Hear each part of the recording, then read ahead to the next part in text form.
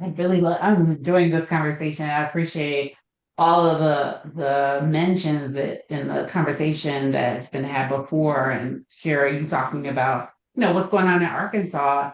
And I argue that none of that is possible without workers stepping up and saying what they need and given the opportunity to have a voice, right? And so I think, and then I also want to don't forget to double click on what Sarah talked about in terms of there are businesses and there are folks out here that want a double bottom line. And I was like, oh, I wrote that down. It's so good.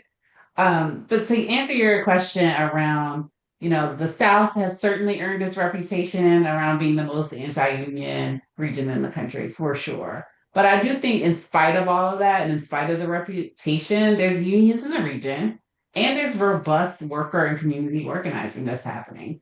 The organizing is definitely challenging, and some of the well-known institutions in the South to create jobs where workers are being paid family supporting wages, having real benefits and protections and union stability. I think that there is a lot of organizing that's happening in spite of some of the things that we've heard and seen and experienced over our country's history, and particularly in the South. So, for example, I'll give Step Up Louisiana, which is a worker-led group that's actively organizing communities and elected leaders on a national and have been on a national dollar store chains campaign to make sure that those workers can earn a decent living.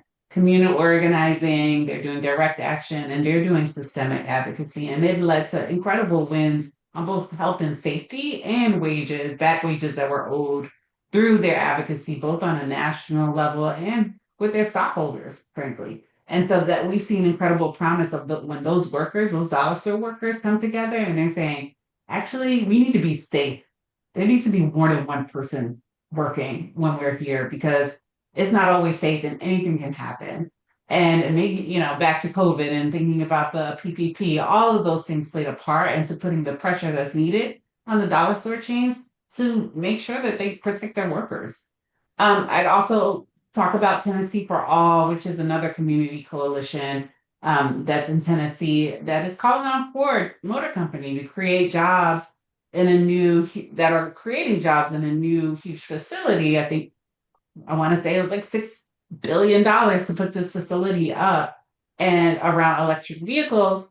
And the coalition is calling for community benefits agreements, and they are trying to address the rising housing costs, the displacement and concerns of the environmental impact. It takes a lot of water to build these things. And I'm sure folks are having a lot of conversations in their communities about what it means to have all of these new things that are coming up that do require some sacrifices in that community and who has to pay for that.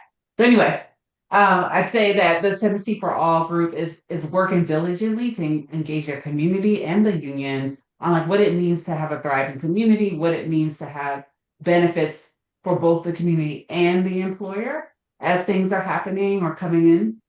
And then lastly, I think you all had the Union of Southern Service Workers here a couple of weeks ago. And in North Carolina and South Carolina, we're seeing them build support and raising awareness for Waffle House workers to get paid decent wages and benefits and have a stable union job. So there's a lot of examples out here, and I'm so excited that we get to support some of this and hope to continue to do that.